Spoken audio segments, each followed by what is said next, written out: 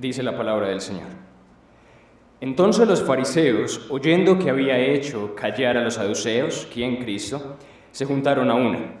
Y uno de ellos, intérprete de la ley, preguntó por tentarle, diciendo: Maestro, ¿cuál es el gran mandamiento de la ley? Jesús le dijo: Amarás al Señor tu Dios con todo tu corazón y con toda tu alma y con toda tu mente. Este es el primero y grande mandamiento. Y el segundo es semejante: amarás a tu prójimo como a ti mismo. De estos dos mandamientos depende toda la ley y los profetas. Hago énfasis en ese versículo.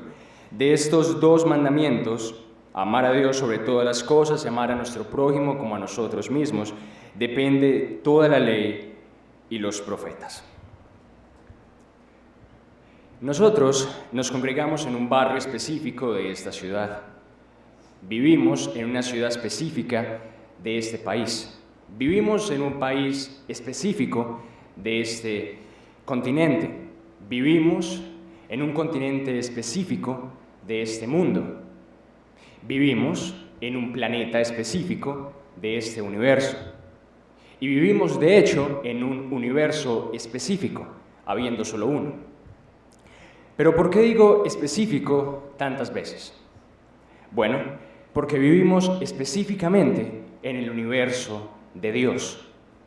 Este es un lugar que Él creó, que Él dirige y que Él gobierna, desde lo más grande, el universo como tal, hasta lo más pequeño, el más recóndito barrio y la más mínima partícula. De ahí que Dios, y es claro que me refiero al Dios de la Biblia, sea el absoluto poseedor, dueño y también legislador y juez de toda su creación. Esto los incluye a todos ustedes y a mí también. Hoy no hablaré, a pesar de ello, de las diferentes leyes con las que Dios gobierna su universo, desde la partícula más pequeña hasta la galaxia más vasta. Tampoco me concentraré a hablar de su decreto eterno, con el cual ha determinado todas las cosas que hará y todas las cosas que sucederán, sino concretamente acerca de los mandamientos que Dios ha dado a los hombres, de su voluntad revelada en la Biblia, que es nada más y nada menos lo que Él quiere que hagamos o no hagamos. Pues este es su derecho como soberano Dios, regular nuestras vidas en su totalidad. Para este propósito, he titulado esta prédica como El resumen de todos los pecados. Es un nombre curioso, ¿no?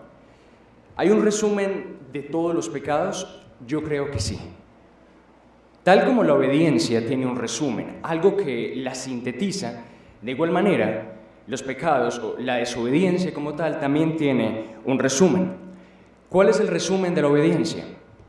Como leíamos, amar al Señor tu Dios con todo tu corazón, amar al Señor sobre todas las cosas y amar a nuestro prójimo. De esto depende la ley y los profetas. Entonces el resumen de la ley es el amor. ¿Cuál es entonces el resumen de la desobediencia? ¿El odio? No, no exactamente. El resumen de la desobediencia también es el amor. Un amor hacia un objeto errado. Así, el resumen del resumen de la desobediencia es el amor hacia un objeto errado. Si me permiten decirlo, lo que importa como tal no es el amor ni la fe, sino el objeto de las mismas.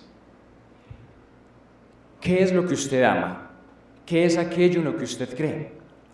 Si usted acepta de que estas dos preguntas se pueden responder de manera pecaminosa, entonces usted entenderá por qué yo digo que la desobediencia también es amor. Sin embargo, no es un amor hacia Dios sobre todas las cosas, no es un amor hacia nuestro prójimo en un segundo lugar, es un amor pecaminoso.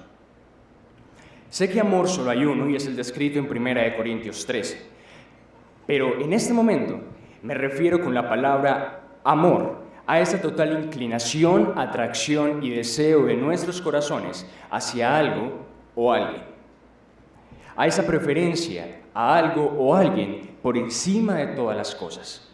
De esa manera estoy utilizando la palabra amor. Cuando un hombre tiene un amigo, le prefiere por encima de todas las demás personas que conoce. Claro, es su amigo.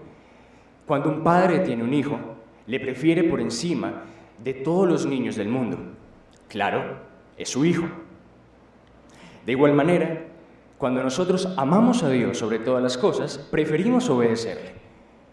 Cuando amamos a algo o a alguien más que a Dios por sobre todas las cosas, en primer y más alto lugar, preferimos desobedecer a Dios. Luego, de ese amor hacia eso o esos objetos depende toda nuestra desobediencia, tal como del amor a Dios y al prójimo depende toda nuestra obediencia. El resumen del pecado es entonces el amor en primer lugar a algo que no debe ocupar ese puesto.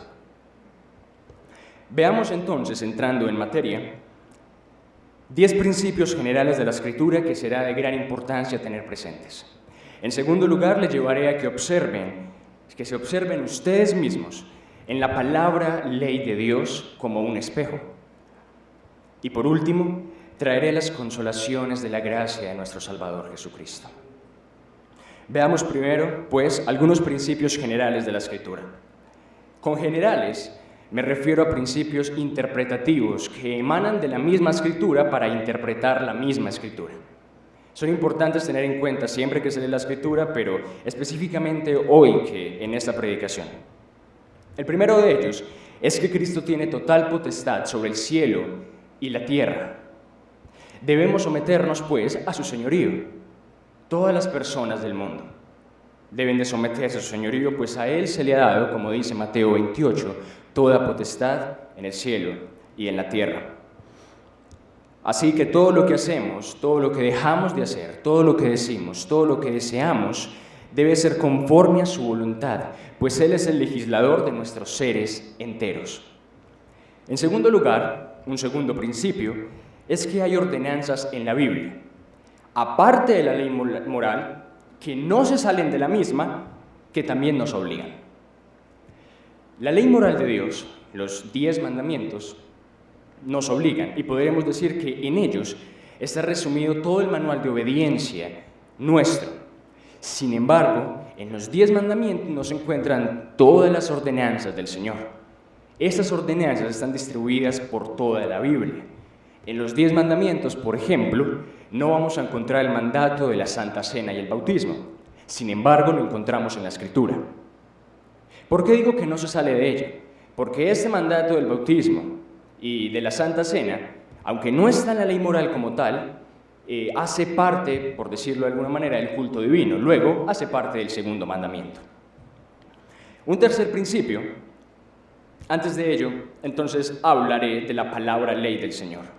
La palabra como ley para nuestras vidas, desde Génesis hasta Apocalipsis. Tercero, la palabra ley de Dios no solo prohíbe, también ordena. Cuando un deber es mandado en la Escritura, el pecado contrario es prohibido. Y cuando un pecado es prohibido, el deber contrario es ordenado. Si se tiene este principio en cuenta, se entenderán muchas cosas de la Escritura.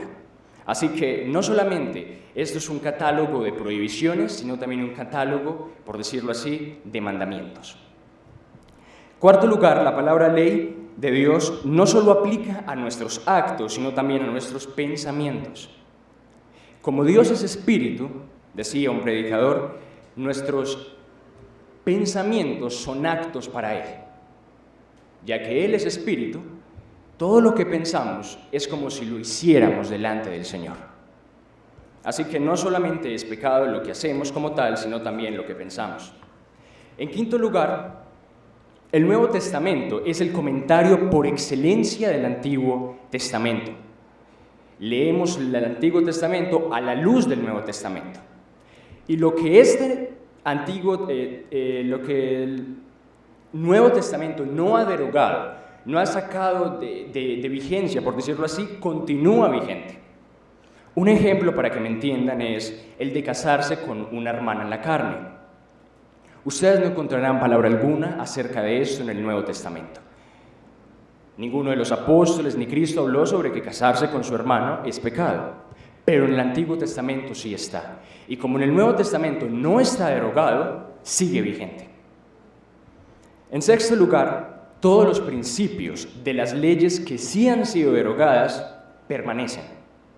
A pesar de que la ley ceremonial ha sido derogada en la persona de Cristo, sus principios de reverencia, sus principios de orden y sus principios de hacer solamente lo que Dios manda siguen vigentes.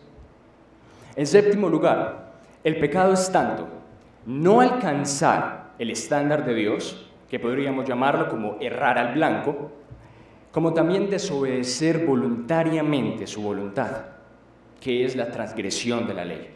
Esos son los dos significados del pecado.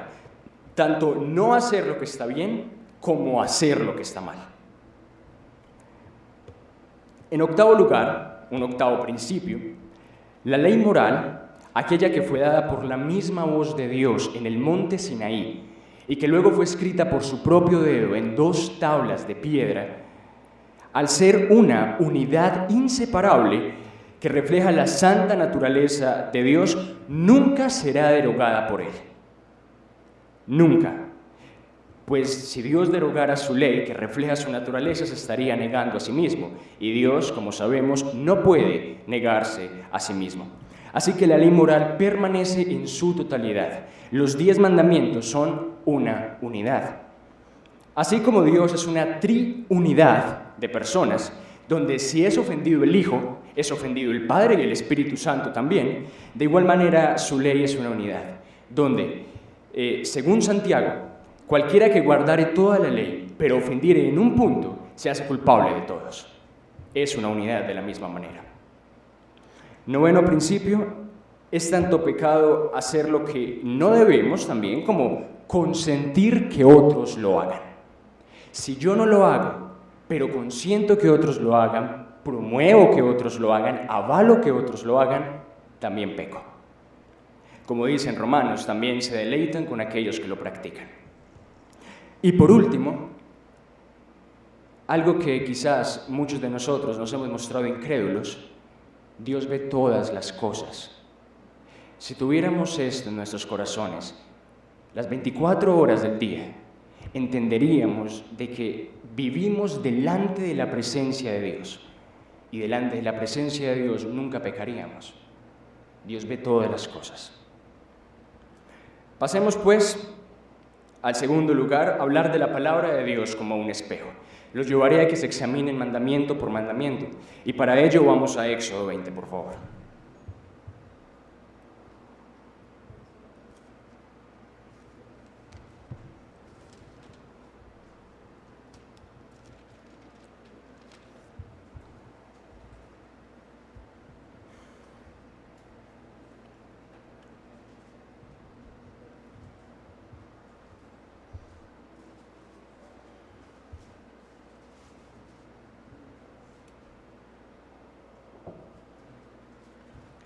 Dice Éxodo 20.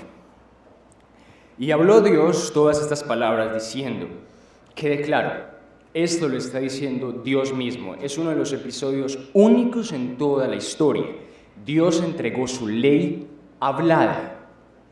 Todas las demás leyes que dio a través de Moisés no las dio habladas, se las dio a Moisés. Estos 10 mandamientos en específico se los dio al pueblo entero desde el Sinaí, hablándolos. Luego los pasó a las 2 tablas de piedra con su propio dedo.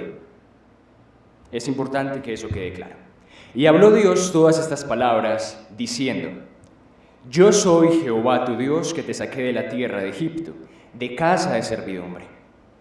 Primer mandamiento, no tendrás dioses ajenos delante de mí. Quisiera hacer un estudio exhaustivo de cada uno de los mandamientos, pero hay hombres que se han tomado libros y tomos enteros para explicar tan solo uno de ellos. Yo tomaré solamente la esencia, porque por el momento no puedo hacer más, pero creo que eso será suficiente para que nos observemos delante de la ley de Dios y miremos el estado de nuestras almas y la necesidad que tenemos de un Salvador.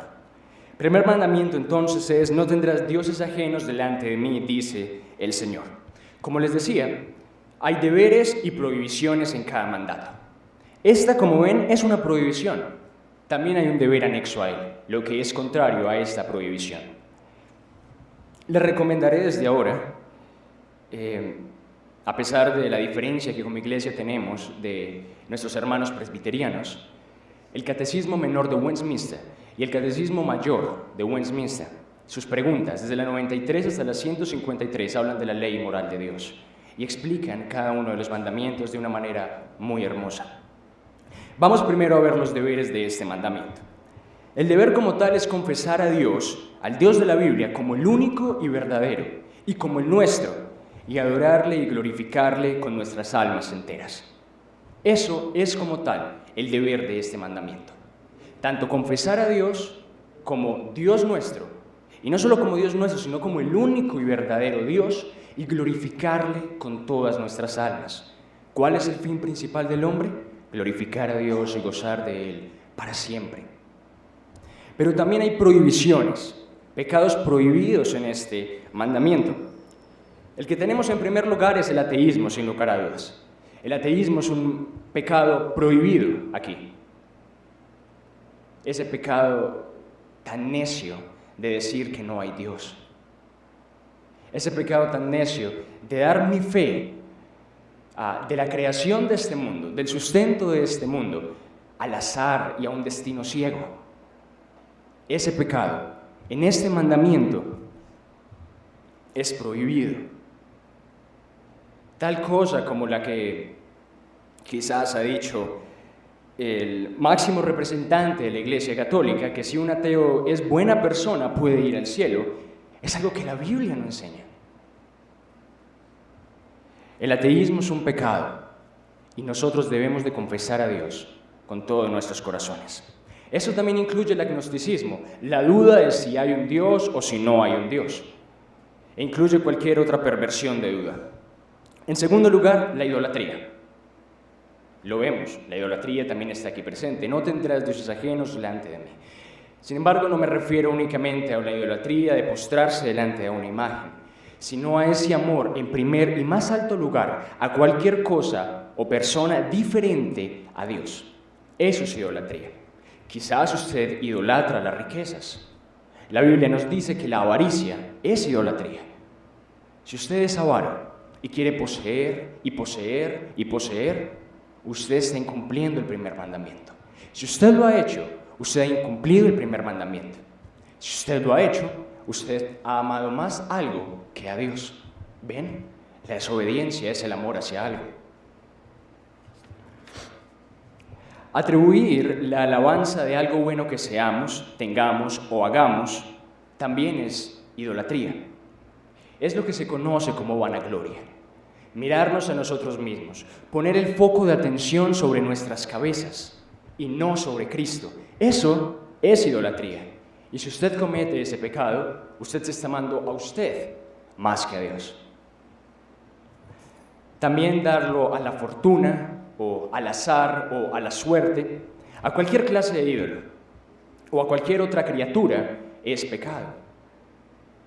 Por ejemplo, hay unas personas conocidas como los animalistas. Esas personas colocan a los animales por encima de las mismas personas. Sería más fácil para ellos salvar a la ballena que muere en el Atlántico que salvar al bebé que muere en la placenta. Ellos idolatran los animales. Debemos de amarlos, debemos de cuidarlos sin lugar a dudas, pero de llegar hasta una exageración con ellas también se vuelve pecado, y así con cualquier otra cosa. Incluso me atrevo a decir que muchas personas ven al Estado mismo de sus países como un Dios y dependen de él como si fuera su Dios, como si fuera su padre, como si fuera su madre. Eso también es pecado. El Estado ha sido puesto por el Señor para ciertas cosas específicas. El Estado ha sido puesto por el Señor para 3 cosas específicas: justicia, seguridad e infraestructura. Sin embargo, el Estado no es de quien nosotros debemos depender. El Estado no es algo en lo que nosotros debemos de ir a pedir y pedir para que nos dé, también sabiendo de que todo su dinero proviene de nosotros. Pero eso es muy importante porque sistemas socialistas que son pecaminosos a partir de la Biblia son pecado. y el Estado que los promueva peca delante de Dios. Y tal como Dios ha traído juicio a muchas naciones alrededor de la historia, también puede traer juicio a esas naciones. Y esos mismos gobiernos son un juicio de Dios. También podemos ver en este mandamiento que la ignorancia, el olvido, las opiniones erradas, los pensamientos indignos y malvados acerca de Dios son pecado. Si usted no se esfuerza por conocer a Dios y tiene alguna opinión errada acerca de Él, usted está incumpliendo el primer mandamiento. Si usted cree que Dios es solamente un Dios de amor y es un Dios que no mandará a nadie al infierno, usted está pecando, porque eso no es lo que la Biblia enseña acerca de Dios. Si usted es una persona que cree que si da ofrendas a Dios, Dios le tendrá que recompensar, bueno, usted está incumpliendo el primer mandamiento, porque ese no es el Dios que la Biblia enseña. Cualquier opinión errada que usted tenga acerca de Dios es un incumplimiento de este mandamiento. Tenga cuidado con lo que piensa de Dios. Tenga cuidado con lo que usted cree que es Dios. Igualmente, aquellos pensamientos indignos o de repulsa contra Dios, aquellos pensamientos malvados de quisiera que no hubiera Dios, son un incumplimiento de este mandamiento. También cualquier investigación curiosa y atrevida tocante a sus secretos. Dios ha dicho que hay cosas que pertenecen a Él en su secreto y otras a los hombres. Investigar las cosas secretas de Dios es un atrevimiento pecaminoso.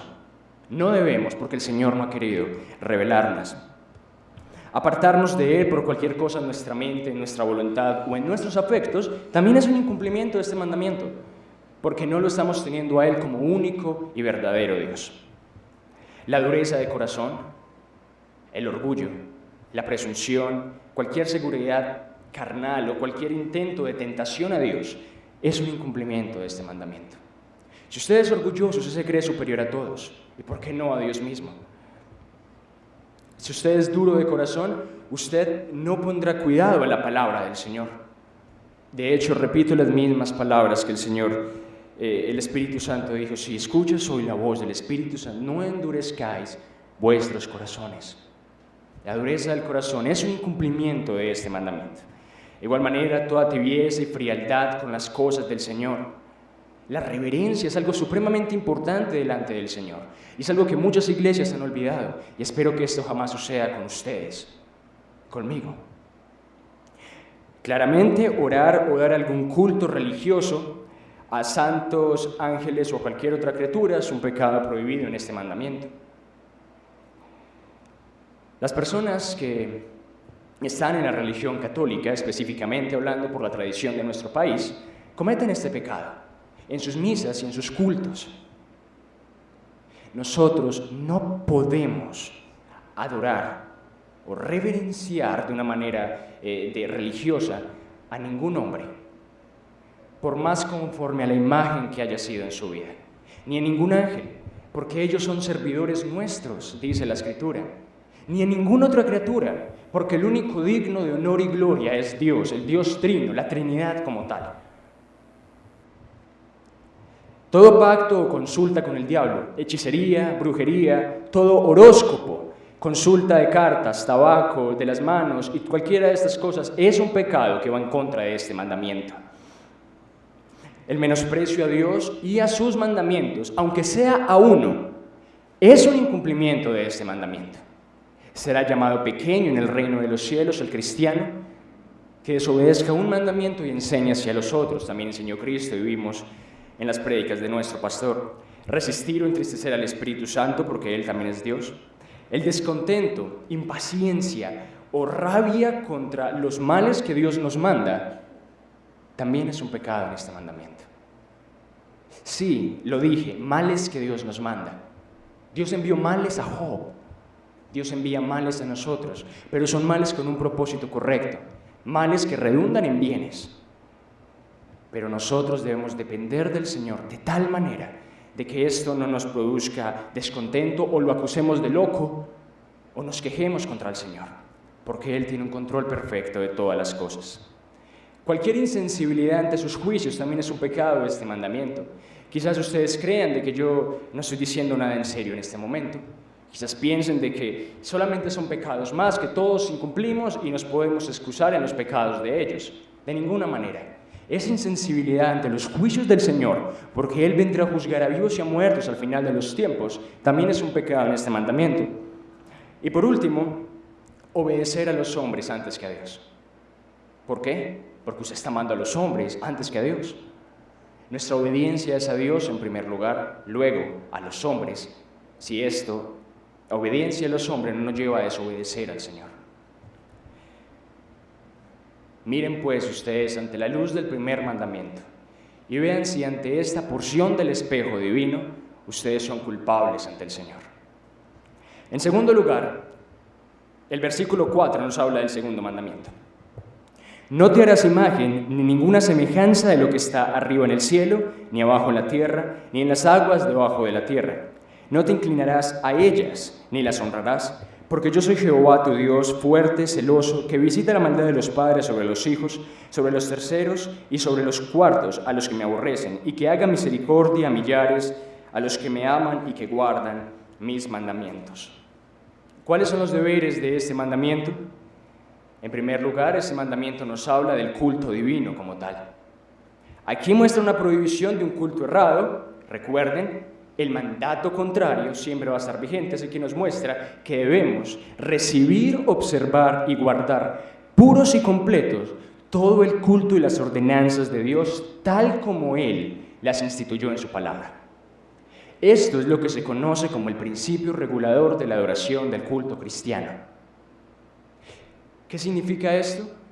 Que nosotros debemos de hacer en el culto a Dios tan solo lo que Él ha mandado y no lo que Él no ha prohibido. ¿Por qué? Porque en el mismo mandato está la prohibición. Si Dios lo ha mandado, así tiene que hacerse. Así que ese es el deber nuestro, recibir esto. También oír, leer y predicar la palabra. Hacer un uso correcto de lo que conocemos como sacramentos o los medios de gracia, de las ordenanzas del bautismo y la Santa Cena. También desaprobar, detestar y oponernos a todo culto falso. Eso es parte de la separación bíblica. Si hay un culto falso, ¿yo qué tengo que hacer compartiendo mi servicio a Dios con esa persona, aunque fuese un hermano? Un hermano en desobediencia. Mi deber es desaprobar e ir en contra de toda desviación del correcto culto divino. Eso incluye, por ejemplo, de que el Señor nos haya mandado que lo adoremos en espíritu y en verdad. Y el espíritu deja de lado cualquier medio material para adorarlo. De ahí que los shows, las sinfónicas, los coros y cualquier otra cosa que se inventen y entren en las iglesias es algo incorrecto que no va conforme al culto divino, porque Él nos lo ha mandado. ¿Cuáles son entonces los pecados prohibidos? Bueno, inventar, aconsejar, mandar, usar o aprobar cualquier culto religioso, por más sabio que sea, por más resultados que dé atrayendo personas, que no haya sido mandado por Dios. Añadir o quitar a su culto, tal como Él lo ha dicho en su palabra, es un pecado. También el hacer claramente alguna representación de Dios, ya sea de alguna de las tres personas de la Trinidad, en nuestra mente o exteriormente a través de algún muñeco o pintura, también es un pecado prohibido aquí. No tengo que repetir quiénes conocen ustedes que cometen ese pecado en todos sus cultos y misas. Es un mandato. Y no importa si el Señor en algún momento mandó que, por ejemplo, el altar tuviera 2 querubines, porque Él lo mandó, y no lo mandó para que los adorásemos. Era una representación de ciertas virtudes de Cristo. Pero el mandato es claro: no podemos hacer ninguna imagen ni semejanza ni de Dios y tampoco de ninguna criatura para adorarla, ni de ningún Dios falso, claro está. Toda adoración a esa imagen, a Dios a través de esa imagen o a Dios en esa imagen es pecado. Los católicos a veces suelen excusarse de una manera diciendo que ellos no adoran a Dios como tal en esa imagen, sino que lo adoran a través de ella. El Señor no nos ha dicho que lo adoremos a través de nada diferente a nuestros corazones. Todas las supersticiones engañosas también son pecado. Aquellos que cuelgan sus cerraduras o guardan un billete o lo del arroz o diferentes supersticiones, quizás para ahondar en riquezas o cosas como esas, también son pecados prohibidos aquí. Por último, la simonía es un pecado prohibido aquí. Si recuerdan ese pasaje, Simón el mago quería comprar los dones de los apóstoles y fue reprendido duramente. La simonía es un pecado prohibido, tanto para quien quiere comprar los dones de Dios a través de dinero, intentando sobornar al Dios, dueño del oro y la plata, como aquel que pide que se haga, como aquel que vende lo que ha sido dado por gracia. Así que, a la luz de ese segundo mandamiento, del primero y del segundo, espero que se hayan examinado y visto de que tanto ustedes como yo hemos incumplido ambos mandamientos. Así que ante los ojos de Dios, ¿somos culpables o inocentes? Tercer mandamiento, versículo 7. No tomarás el nombre de Jehová tu Dios en vano, porque no dará por inocente Jehová al que tomare su nombre en vano. Escuchen ese juicio, recuerden el primer mandamiento, insensibilidad a los juicios de Dios. Y Él lo dice claro, no dará por inocente al que tomare su nombre en vano. ¿Cuál es entonces el deber aquí? Bueno, usar santa y reverentemente los nombres, los títulos, los atributos, las ordenanzas y la palabra del Señor. Ese es el mandato que está aquí expreso. ¿Y cuáles son los pecados que son prohibidos en el mismo? En primer lugar, el no usar el nombre de Dios de la manera que es requerida, o el abuso del mismo. ¿Cómo sabemos que es un uso requerido o no? Miremos cómo los santos hombres de la palabra usaron el nombre de Dios y miremos cómo aquellos que lo usaron mal fueron castigados. Y sabremos qué es honrar y deshonrar el nombre de Dios. Aquellos que lo usan de una manera ignorante, de una manera vana, de una manera profana, supersticiosa o malvada por costumbre. Aquellos que se chocan un dedo y dicen, ¡ay, Dios mío! ¿En serio? El nombre del Creador de los cielos y la tierra, tirado al suelo solamente porque se machucó un dedo. Aunque sea una costumbre de un país, no importa. No podemos usar el nombre de Dios en vano. Los judíos ortodoxos en el pasado no utilizaban el nombre de Dios. Le tenían tanta reverencia que ni tan siquiera lo usaban. Y ustedes van a ver que hoy se pone el nombre de Jesús en camisetas, en zapatos, en carros, en cualquier lugar concebido. Es un nombre, es el nombre dado entre todos los hombres, en el único que hay salvación. Y se utiliza como si fuese cualquier cosa, cualquier marca. Tengamos cuidado de usar el nombre de Dios en vano, a través de chistes tontos, a través de chistes en los que llaman chucho al Señor o cosas como estas. ¿Qué es eso? Y cuidado de ustedes si se ríen de esas cosas, de quienes ven la palabra y se ríen de la palabra, de quienes apoyan, recuerden ese principio, quienes se complacen con quienes las hacen. En segundo lugar, también toda maldición pecaminosa. ¿Hay maldiciones que no son pecaminosas? Claro que sí. Aquel que predique un evangelio diferente sea maldito. Aquel que no ame al Señor Jesucristo sea maldito, dice la Escritura. Pero cualquier maldición por medio de una ira tempestuosa, cualquier maldición para querer el daño y destrucción de la otra persona, es una manera de deshonrar también el nombre de Dios, porque los hombres a quienes ustedes maldicen han sido creados a la imagen de Dios. La violación de nuestros juramentos y votos, si son lícitos, también son pecado.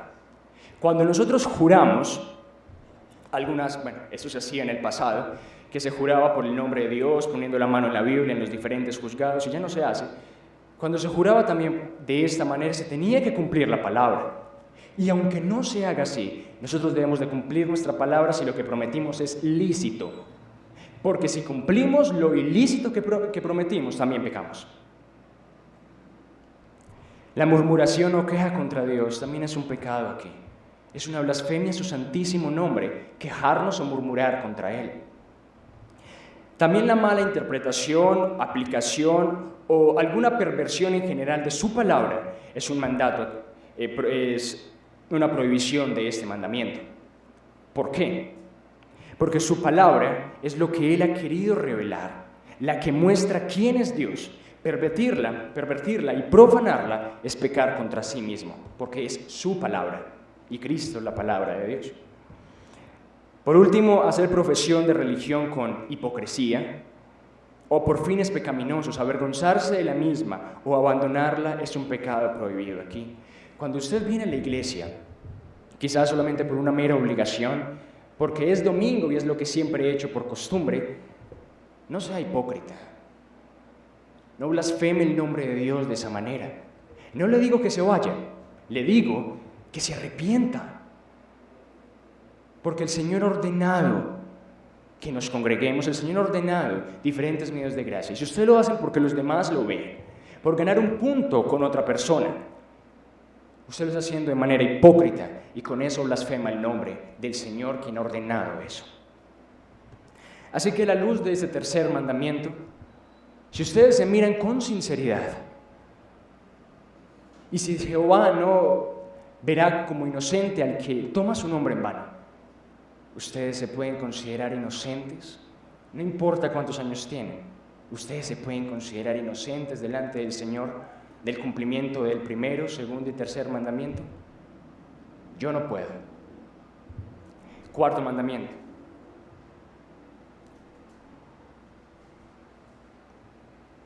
Este es el mandamiento más largo de todos. Acuérdate del día de reposo para santificarlo.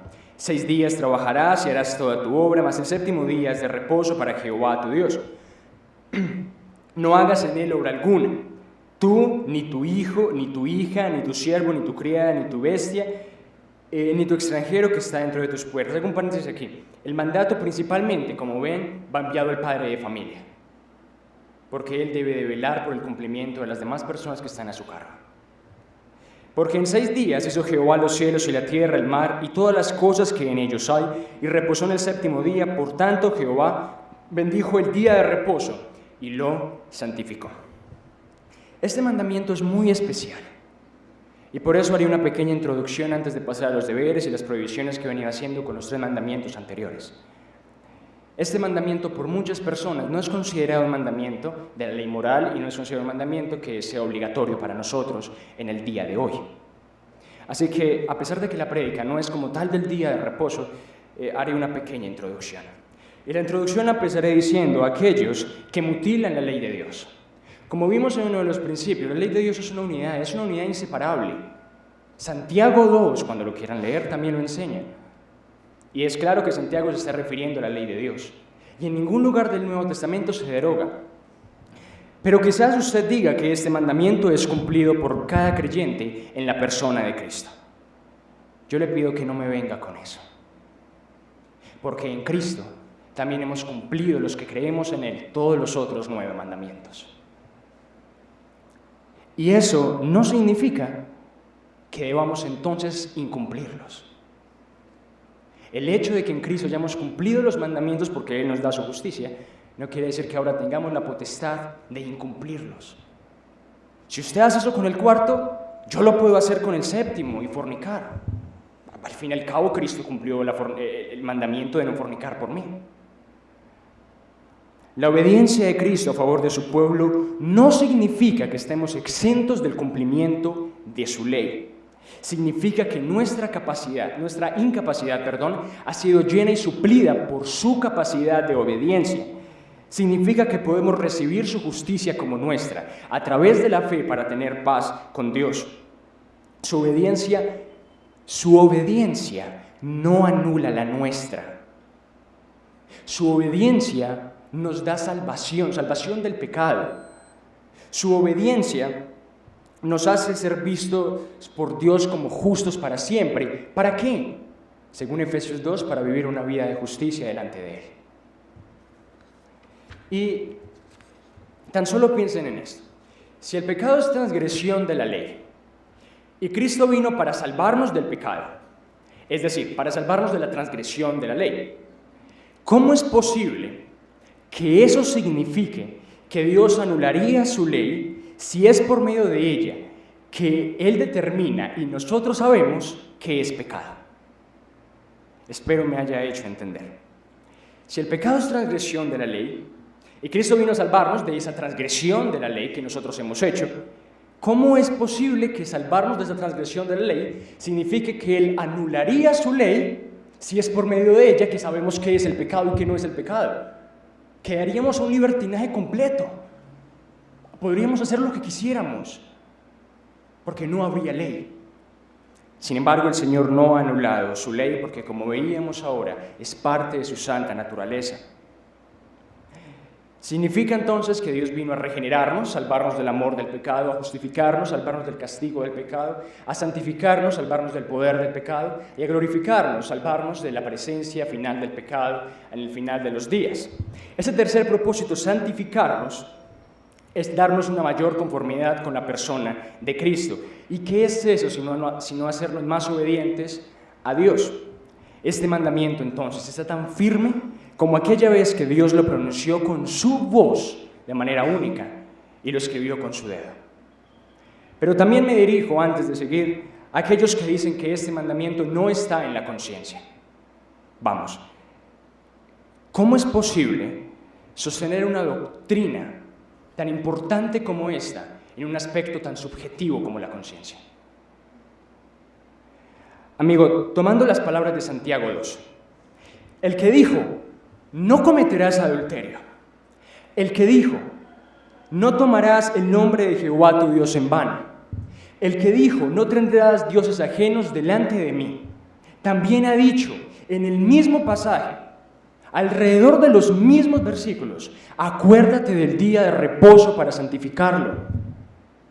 Ahora bien, siguiendo nuevamente lo que dice Santiago, si no cometes adulterio, si no tienes dioses ajenos, si no blasfemas su nombre, pero no guardas el día del Señor, ya te has hecho transgresor de la ley. Amigo, nuestros corazones están tan dañados por el pecado que la conciencia es meramente una luz tenue de esa ley de Dios. ¿Quién sin leer la Biblia puede sacar solo de su conciencia la conclusión del segundo mandamiento? De no hacerse imágenes. ¿Quién sin leer la Biblia, de su sola conciencia, puede inferir que casarse con su hermano o con su hermano es pecado? ¿Quién sin leer la Biblia de su conciencia puede saber que el pastorado femenino es pecado? ¿Quién de su conciencia, sin mirar la Biblia, puede deducir cuál es la manera correcta de adorar a Dios? Los hombres por sí mismos no perciben las cosas que son del Espíritu. De ahí que Dios nos haya dado una revelación. Sustentar la nulidad de este mandamiento en la conciencia es algo increíble. Nunca se dio en la historia. No conocemos muchas cosas que son pecados por nuestra conciencia, sino por la revelación de la palabra. Así que si sentimos o no la conciencia es casi irrelevante. ¿Cuándo solo de su conciencia usted puede decirme a mí que Cristo es Dios? Usted necesita la Biblia. Su argumento se cae entonces quienes lo crean. La conciencia no es la que define lo bueno y lo malo, aunque sea una pequeña luz de ello que, como dije, ha sido afectada por la caída. La revelación de Dios y su ley es la que define qué es bueno y qué es malo. No crea en su conciencia, la cual puede estar endurecida por el pecado. La Biblia nos habla de esto, cauterizar la conciencia, puede que esté así, así que no confíe en ella, no confíe en su corazón, maldito el hombre que lo hace, no lo haga. Más bien confíe en la revelación de Dios que dice, acuérdate del día de reposo. Y ya que el Antiguo Testamento lo interpretamos a la luz del Nuevo, miren la práctica apostólica, porque el día que ellos guardaron no fue el sábado, sino el domingo. Ahí vemos el cambio del día, un cambio implícito hacia el día en que nuestro Salvador Jesucristo resucitó. El mandamiento sigue intacto, sigue siendo un día de reposo después de 6 días de trabajo. Así que, aunque usted no lo sienta en su conciencia, este mandato sigue en pie. Le aseguro que si yo le digo a usted hoy que yo no siento en mi conciencia que fornicar es pecado, usted me va a llamar loco. Pero, ¿qué hay de pecado en la fornicación en sí misma? Nada. A menos de que yo mire en la Biblia de que es pecado porque atenta contra el modelo de Dios del matrimonio. De igual manera sucede con el día del Señor. No me hable de conciencia, hábleme de la Biblia, por favor. Terminando esa introducción, me dirijo también a aquellos que hablan de que es simplemente de la ley ceremonial y como la ley ceremonial fue cumplida en Cristo, luego este mandamiento ya no nos aplica. Quien dice esto no sabe distinguir en la Escritura qué es la ley ceremonial y qué es la ley moral. No tiene ni idea. Lea la Biblia en serio. Ese es mi consejo. Por ese camino que van no está lejos del antinomianismo. Ellos creen que la fe es suficiente y la ley de Dios ya no importa. Y no exagero al ponerle eso, porque si usted cree que uno de los 10 mandamientos no es parte de la ley moral, usted es antinomiano en un mandamiento. Me dirijo también a aquellos que dicen que no hay prueba histórica de su observación. Si la historia fuera un hombre, ese hombre se reiría de usted. Los apóstoles, los discípulos de los apóstoles, los padres de la iglesia, los reformadores, todos respetaron, amaron y defendieron el día del Señor, el domingo como el día de reposo cristiano. Y termino diciendo que aquellos que hablan de que no hay beneficio alguno en guardar el día del Señor, yo le puedo enumerar a usted 1000 razones por las que hay beneficios de guardar este día. Por el tiempo no podría hacerlo. Pero le resumo mi intención en las palabras de Cristo y dejo a su decisión que luche con él. Él dijo en Marcos 2:27, el día de reposo fue creado por causa del hombre. Si todavía hay hombres, debe haber un día de reposo que fue creado para ellos. Vamos entonces a los deberes. El cuarto mandamiento exige que de todos los hombres, la santificación y guarda santa a Dios del tiempo señalado en su palabra, un día, 24 horas, el día del Señor, el domingo, el que era el séptimo desde el principio del mundo hasta la resurrección de Cristo, y desde esta última época hasta el día de hoy, el primer día de semana, y continuará así hasta el fin del mundo. Esto es lo que conocemos como el reposo cristiano, llamado en el Nuevo Testamento el día del Señor. ¿Cuáles son los pecados prohibidos? Bueno, toda omisión de los deberes exigidos. Se nos exige que lo guardemos, si usted no lo guarda, lo profana, luego está pecando. El cumplimiento negligente, descuidado y estéril de este día también es un pecado. Sí, hoy es el día del Señor. Sí, hoy no es el día de la familia. Hoy no es el día para ir a pasear o para trabajar. Aparte de algunos empleos que son necesarios, como los doctores, guardas de seguridad, bomberos. Pero aparte de eso, ningún otro trabajo es obligatorio en el día del Señor. Eso me hace acordar de la ley que sacó uno de nuestros presidentes, diciendo que el descanso dominical que estaba implantado se podría entender como cualquier día de la semana. Flagrante violación del mandamiento del Señor.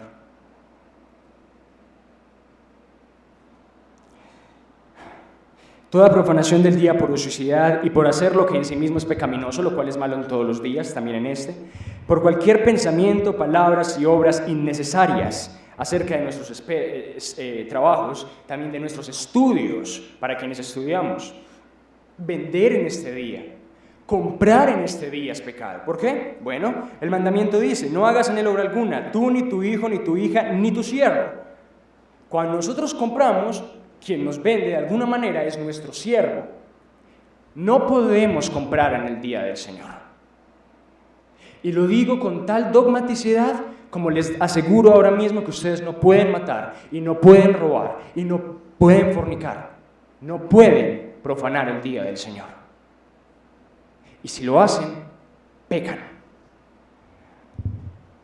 También cualquier recreación mundana que puede ser lícita en los otros días, como ir a un parque de diversiones, no es lícita en este día.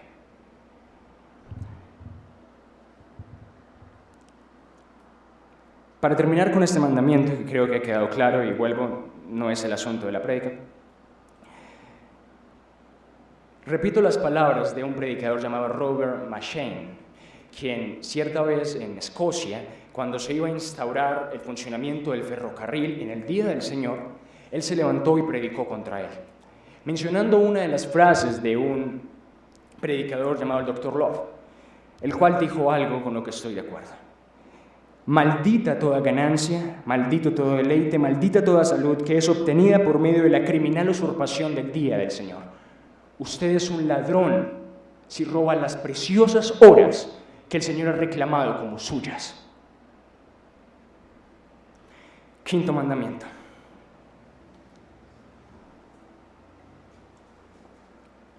Honra a tu padre y a tu, versículo 12, honra a tu padre y a tu madre para que tus días se alarguen en la tierra que Jehová tu Dios te da. Este mandamiento, cuando dice padre y madre, no se refiere únicamente a nuestro padre y madre. Se refiere a cualquier autoridad que nosotros tengamos. Y con padre y madre se le llama porque nuestras autoridades deberían de tratarnos a nosotros como si fuéramos sus hijos, y nosotros deberíamos de tratar a nuestras autoridades con la misma honra que tratamos a nuestros padres y a nuestras madres. ¿Cuál es el deber entonces? Bueno, rendir el honor y cumplir con nuestras obligaciones para con toda persona, con respecto a su cargo y relación superior, incluso inferior o igual.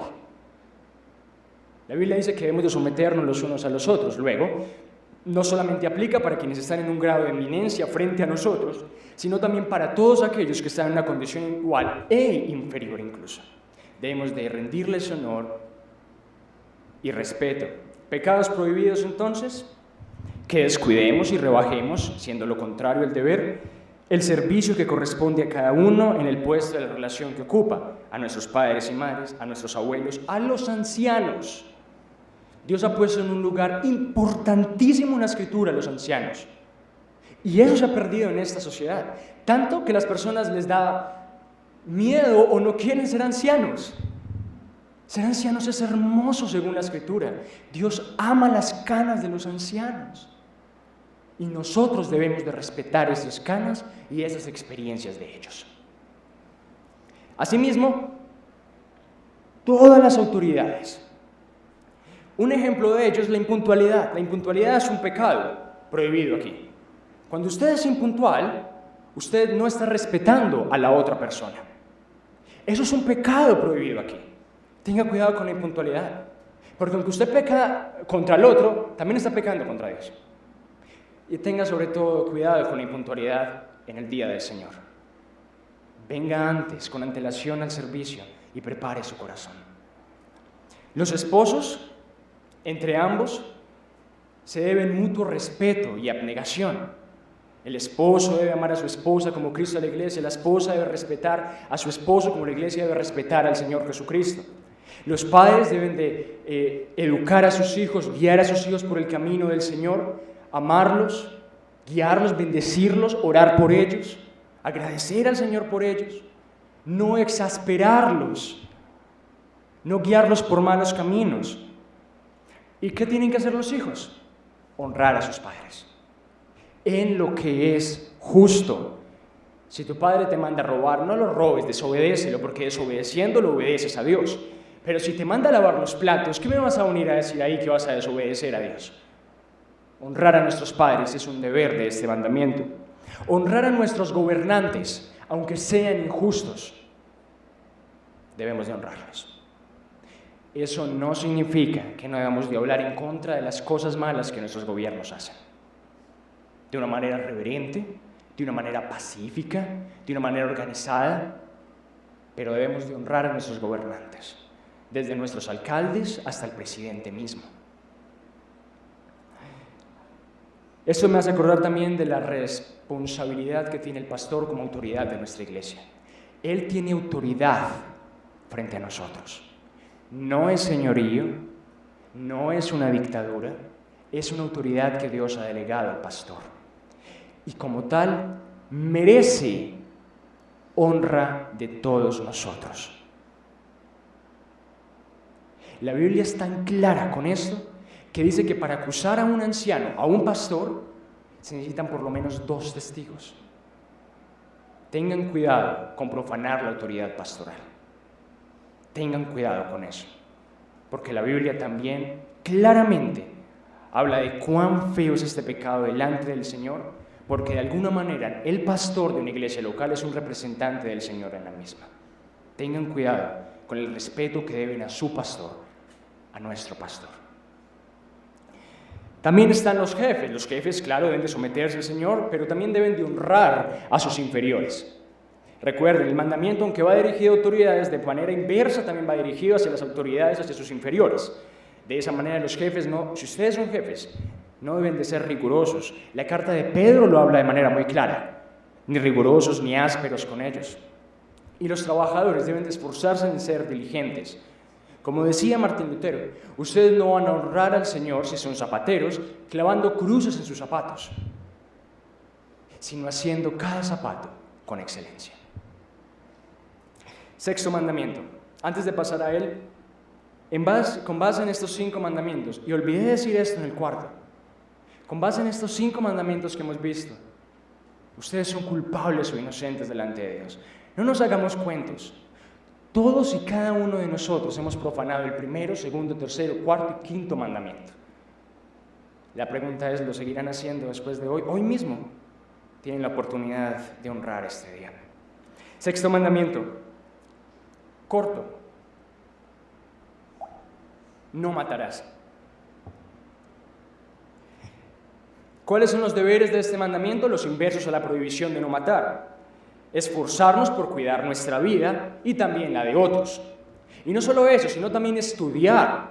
De ahí está la labor de los científicos, de los médicos, quienes se esfuerzan en estudiar diariamente mayores avances para que la medicina supla las necesidades que nosotros tenemos de nuestros cuerpos frágiles y débiles. En segundo lugar, tenemos que evitar todo pensamiento o acción que tienda a quitar injustamente la vida del otro. Esto incluye todo odio, toda envidia. ¿De dónde surge el asesinato si no es del odio? Si no es de la envidia, si no es del orgullo, si no es de la prepotencia. Así que debemos de evitar todos esos pensamientos. También depender pacientemente de Dios en la conservación de nuestras vidas. Pero sin descuidar los medios que Dios nos ha dado para cuidar nuestras vidas. Eso es muy importante. Sobriedad o moderación en todo. En las comidas, en las horas de sueño, en todas las cosas que debemos de ver, sobriedad y moderación. Eso hace parte de este mandamiento, eso hace parte de cuidar nuestras vidas. Debemos de tener pensamientos de amor hacia otros, ser amables con ellos, ser prontos en reconciliarnos con ellos y perdonarles, volver siempre bien por mal y ayudar a los enfermos y defender a los inocentes e indefensos. ¿Cuáles son las prohibiciones? Quitarnos la vida. No podemos quitarnos la vida. El suicidio es un pecado que nunca en ningún caso trae gloria a Dios. Quitar la vida de otros, asesinar es la palabra correcta en el hebreo. No matarás, la palabra correcta, no asesinarás. Ya les digo por qué es diferente. Es el mandato, entonces, la prohibición de no quitar la vida de otros. ¿Por qué es diferente? Porque hay 3 causas en la Biblia en las que la vida puede ser quitada. En primer lugar, la vida puede ser quitada por justicia pública. Nuestro país no lo aplica, pero la Biblia lo enseña. La pena capital. En segundo lugar, la guerra lícita. Hay ciertas guerras que son necesarias en ciertos países. Si es de esa manera, las muertes son lícitas. Y por último, la defensa necesaria. De hecho, la defensa necesaria es un mandato de Dios. Debemos de defendernos cuando está en peligro nuestra vida. Y si la única manera de defendernos es que la otra persona muera, esa debe ser la lamentable conclusión. Se prohíbe la eutanasia. Si debemos de conservar nuestras vidas hasta el último momento, la eutanasia está prohibida. Nadie, por más dolor que tenga, debe de recurrir al suicidio legal. Nadie. Despreciar los medios necesarios para preservar la vida, medicinas, el suero cuando se está en ciertos lugares. Hay gente que no va a los hospitales. Los testigos de Jehová no hacen transfusiones de sangre. Hay personas que no donan órganos. Debemos de preservar nuestra vida y la vida de los demás. El enojo pecaminoso, repito, el odio, la envidia, el deseo de venganza. Hago la diferencia. No es igual la defensa propia a la venganza. La defensa propia es una respuesta cuando me atacan. Es como si alguien me fuera a atacar y la única forma de defenderme es empujarlo. La venganza es que me ataque y yo vaya y me sacie en él. Tenemos que tener cuidado con la defensa y con la venganza. La defensa no es para lastimar, es para procurar evitar el daño propio. Ser contencioso es un pecado prohibido en este mandamiento. Así que a la luz del sexto mandamiento, ¿cómo ven sus almas? ¿Cómo las ven desde el día que nacieron hasta el día de hoy? Desobedientes, ¿cierto? Sí, yo también. Séptimo mandamiento, no cometerás adulterio.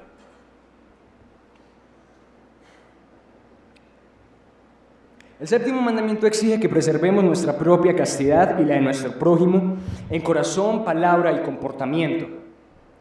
Esto incluye, y es un mandato específico para las mujeres, también aplica para los hombres, la modestia cristiana. Los hombres no estamos fuera de este mandamiento, pero es un mandamiento que es aplicado más a las mujeres. Cuando Pedro da las exhortaciones a los cristianos, pone el aspecto de la vestimenta de las mujeres y el de las contiendas a los hombres, porque son las partes en las que más fallan ambos, pero es aplicable para ambos. ¿Qué es la modestia cristiana? Que Dios nos dio un cuerpo para cubrirlo después del pecado, no para mostrarlo, no para que las otras personas lo vean, aparte de su cónyuge. De resto, nadie debería de hacerlo.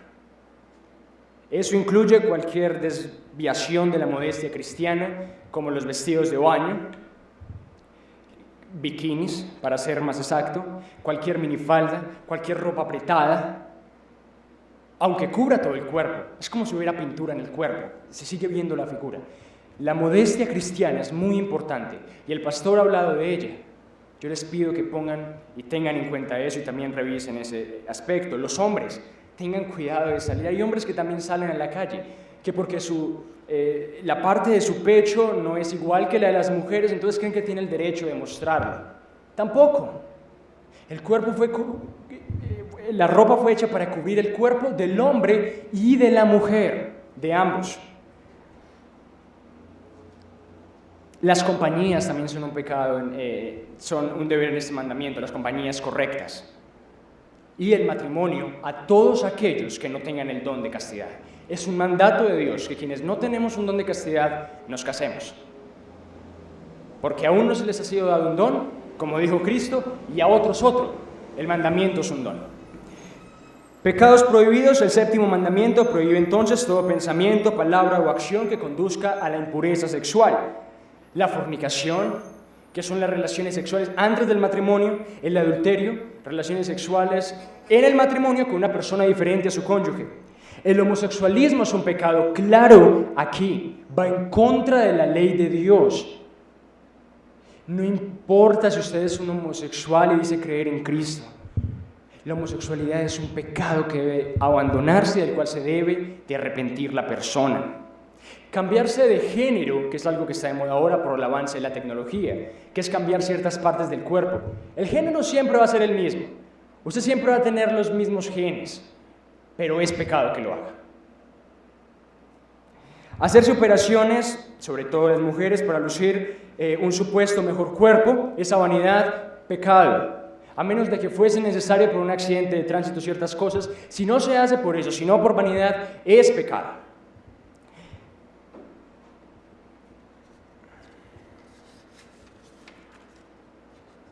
La prostitución.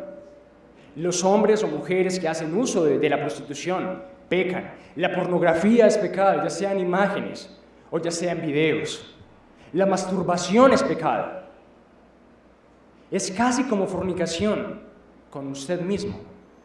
Es complacerse usted mismo sin el cónyuge. Es pecado. La poligamia es pecado.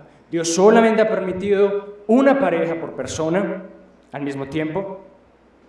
Todos los pensamientos, propósitos, imaginaciones, afectos y conversaciones impuras, todos los chistes de segunda intención, de los que usted dice o los que usted se ríe, son pecados. Todos los cantos, libros, pinturas, bailes y juegos lascivos son pecado. Hay un libro muy famoso últimamente, 50 sombras de Grey. No lo he leído, ni lo pienso hacer, pero es un libro que desde que salió al mercado es claro que tiene contenido pornográfico escrito. ¿Qué hace un cristiano leyendo esa porquería? Pecado. Tengan cuidado con eso. Tengan cuidado con los periódicos que traen la mujer por detrás en bikini y todas estas cosas. Eso es pecado. No crean que porque no la tocan o algo. Cristo fue claro. Quien la codicia en su corazón peca con ella.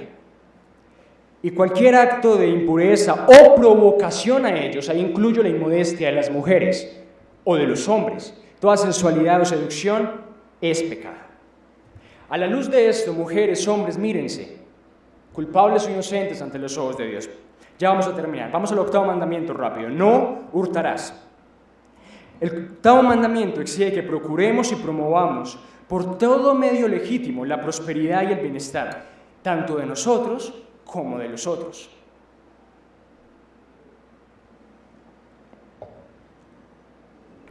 Esto tiene que ver también con la verdad, fidelidad y justicia en todos los contratos que nosotros hagamos. Decir mentiras en un contrato es robar la verdad.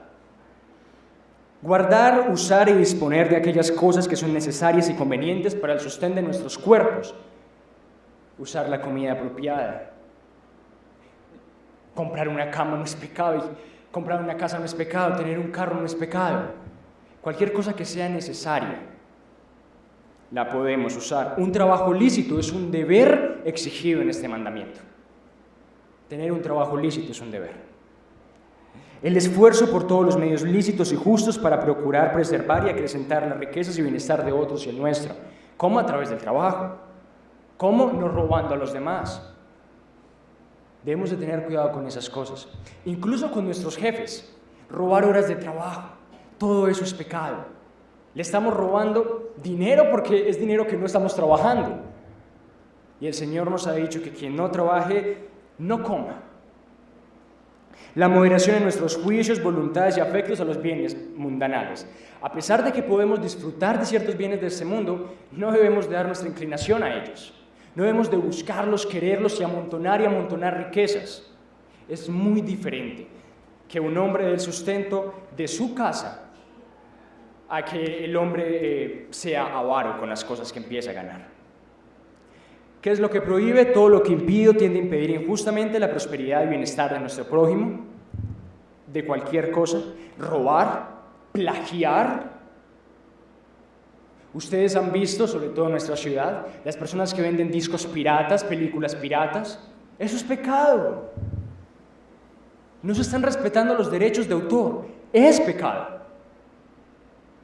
Descargar películas o cosas por internet que la gente sube sin el permiso del autor del mismo, es pecado. Los libros en PDF, sí, es con un buen propósito, es para crecer en el conocimiento de Dios. No me venga con eso. No debemos de crecer en el conocimiento de Dios pecando para hacerlo. Es pecado. Cualquier plagio o cualquier vulneración de los derechos de autor es pecado. La usura es pecado. Prestar un dinero y cobrar mucho dinero de intereses es pecado. De hecho, el mandato de la Biblia es que si se llega a hacer un préstamo con un hermano, no haya interés alguno. Los monopolios del Estado también son pecados del Estado, son pecados los que creen que así debería de ser. Sus impuestos innecesarios para hacer cosas innecesarias que Dios no ha mandado que hagan, son pecado. El Estado roba a unos para darle a otros, es pecado. Eso es lo que Dios nos ha mandado a nosotros particularmente, no al Estado.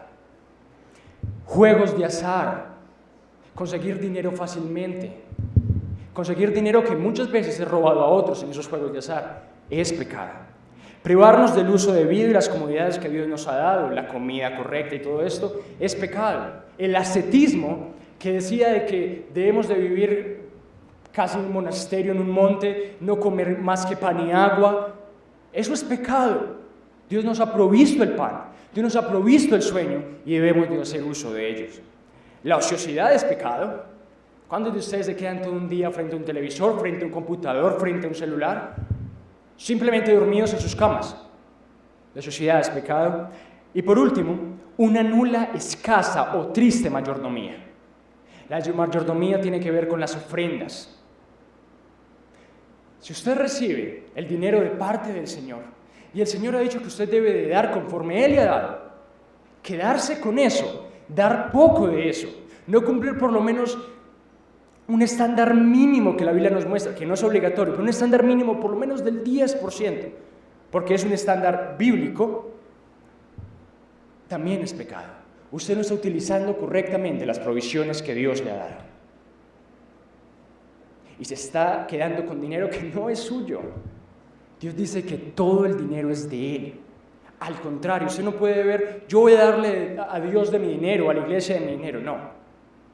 Dios a usted le provee para que usted dé a la iglesia y con lo que queda usted también se sostenga, porque Dios es quien sustenta su vida. Así que a la luz de esto, ¿qué pueden decir sobre sus almas?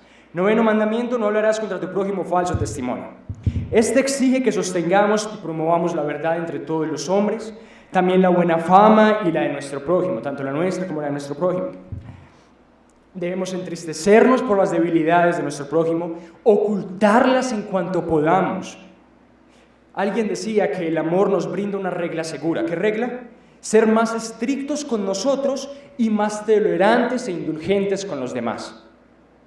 Si cumplimos esa regla, dejaremos de mirar tanto la paja del ojo ajeno y empezaremos a ver de que nosotros somos más pecadores que nuestro prójimo. Examinemos más a nosotros, seamos más pacientes, sobrellevemos las cargas de los demás. Reconocer sus dones y talentos también es parte de este mandamiento. No sea orgulloso. Creer de buena fe lo que se nos dice. No hacerlo es calumniar, a menos que se tengan pruebas. Se nos manda a ser faltos de disposición para creer un mal rumor acerca de alguien. ¿Por qué? Porque esto afecta su buen nombre y su dignidad.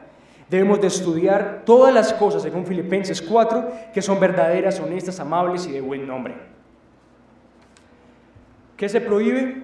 Bueno, todo lo que perjudique la verdad. Toda mentira es pecado. Todo lo que daña el buen nombre nuestro o el de nuestro prójimo es pecado. Llamar malo a lo bueno y bueno a lo malo es pecado. Falsificar cosas, documentos, es pecado. Disimular la verdad o callarla cuando es necesario decirla es pecado. Mentir, murmurar, ridiculizar al otro, porque se está afectando su buena honra. Aumentar las pequeñas faltas cuando se sabe que son pequeñas. Ocultar, excusar o atenuar nuestros pecados cuando somos llamados a confesarlos. Cerrar nuestros oídos cuando el otro necesita decir algo y defenderse. Ser prontos para escuchar, dice la Biblia. Y por último, en este mandamiento, adular también es pecado. Alabar al otro, alabar a quien sea que sea el predicador. ¿Felicitarlo? No. Quien se para en este púlpito, sea yo, sea quien sea, no se para aquí a hacer un show, no se para aquí a hacer una presentación de sus dones y talentos, se para aquí a exponer la palabra. Él no necesita felicitación alguna, porque si algo da, es porque proviene del Señor por su gracia. Así que no cometan el mal, por favor, de destruir el corazón del predicador felicitándolo, porque ustedes no saben si se puede llenar de orgullo y va a ser malo. 10º mandamiento, recuerden, revisen ante este 9º mandamiento, cómo ven sus almas ante este espejo. El 10º mandamiento, que es el de no codiciar, exige que nos contentemos con nuestra propia condición y que tengamos siempre una justa, caritativa disposición de ánimo acerca de nuestro prójimo y de todo lo que le pertenece, de su propiedad. ¿Qué se prohíbe? Bueno, el descontento con nuestro propio estado. Si tenemos abrigo, si tenemos comida, estemos contentos y satisfechos. La envidia y la tristeza por el bien del otro es pecado en este mandamiento. Si el otro avanza, si el otro gana, si el otro crece, ¿por qué nos va a dar envidia o tristeza? ¿Por qué nos vamos a enojar porque el otro lo hace? Debemos de alegrarnos por los triunfos de los demás si son triunfos correctos. Todas las emociones y afectos desordenados para alguna de las cosas que son de otro son pecado. Cualquier codicia de la mujer del otro, de la casa del otro, de los bienes del otro, de la riqueza del otro, son pecado. Incluso cualquier envidia de los dones del otro. Dios le ha dado a cada uno de ustedes un don. A mí me ha dado uno. No envidiemos entre nosotros, amémonos.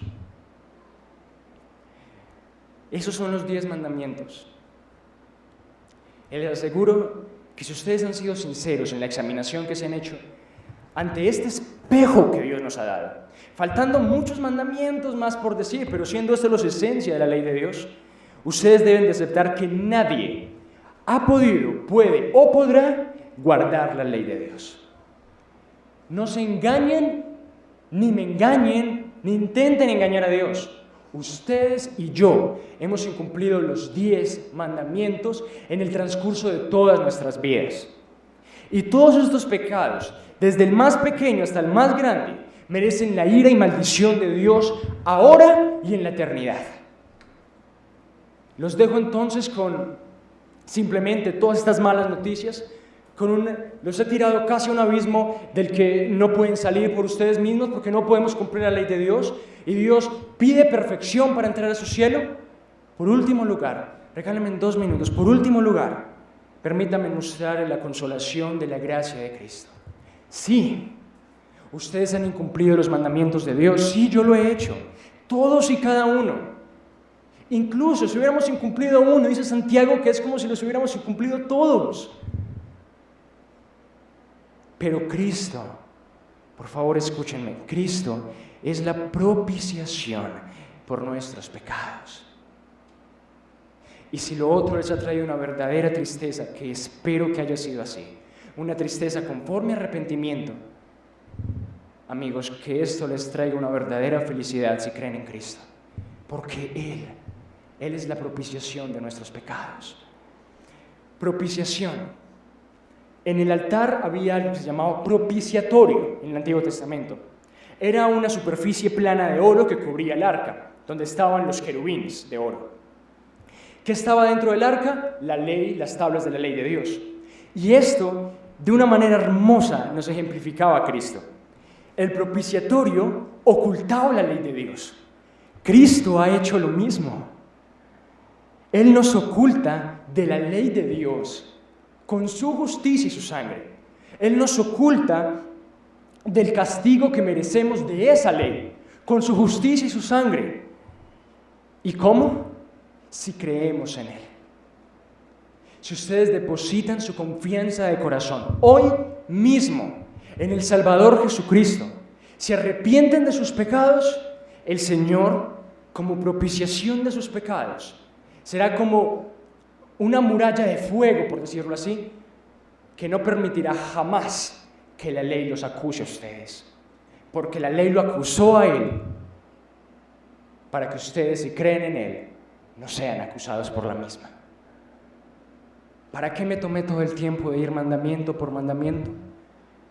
Para que ustedes vean su pecado, y viendo la abundancia de su pecado, puedan ver al final la sobreabundancia de la gracia divina. Porque si su pecado ha abundado como ha abundado, y mi pecado ha abundado como ha abundado, la gracia de Dios ha sobreabundado sobre Él. Y si ustedes creen en Él, todos los pecados pasados, presentes y futuros serán borrados de su cuenta para siempre y tendrán paz por Dios por toda la eternidad. Confíen en Cristo, por favor. Mírense en ese espejo, sí, y cuando se miren en ese espejo después de creer en Cristo, se podrán ver como la persona de Cristo misma. Así los va a ver Dios si creen en Él, justos y perfectos.